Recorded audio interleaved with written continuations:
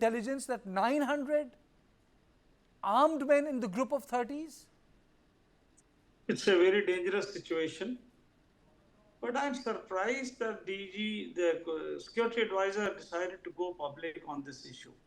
Honestly, if you ask me, if I were in his place, I wouldn't do that because it's raising the scare of the people. But that apart, it seems that some forces now are trying to instigate India into a war-like situation. Now they are coming from Myanmar. Obviously, that is the next. That's the border. That's the border with India that we have on the Manipur side. Now, this, of course, is a very serious situation. Action needs to be taken. I think all Indian forces, including Army, I'd say even Air Force, they should be deployed, but deployed with the direction outside, because these Army and Air Force and all are not meant for our own people, not taking action against our own people, but against those who are planning to come in. I think the situation has been allowed to go from bad to worse today. Since last May, we haven't taken any action. Government of India is leaping. I'm sorry to say that the same political output is continuing. I think it's time for very, very drastic measures to be taken in the state. And there should be president's rule number one straight away.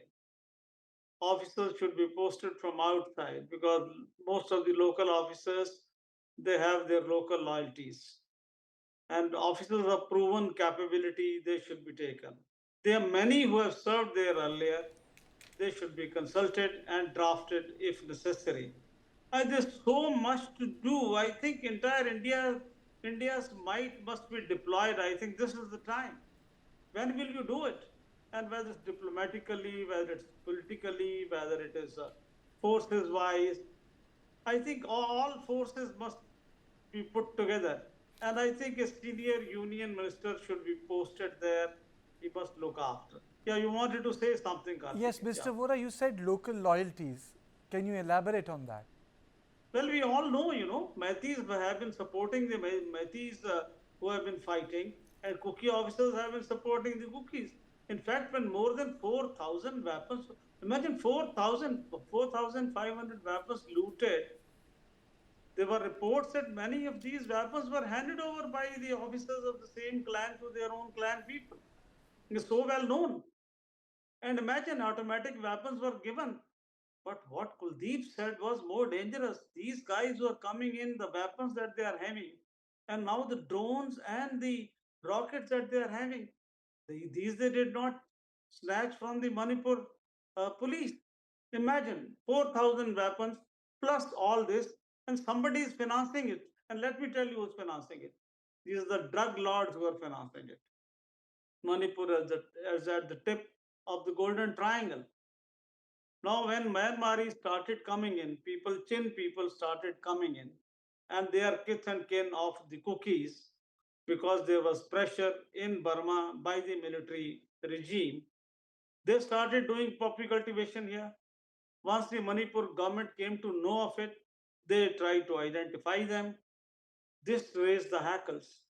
And they wanted a trigger, which was given in the form of a High Court order, which was misrepresented about giving ST status to the Metis. And you know what happened after that? And then the conflict. And they were wanting an excuse. And we did not nip in the bud at all. Come on, can we have a situation like this where people in India are using drones? They're using rockets.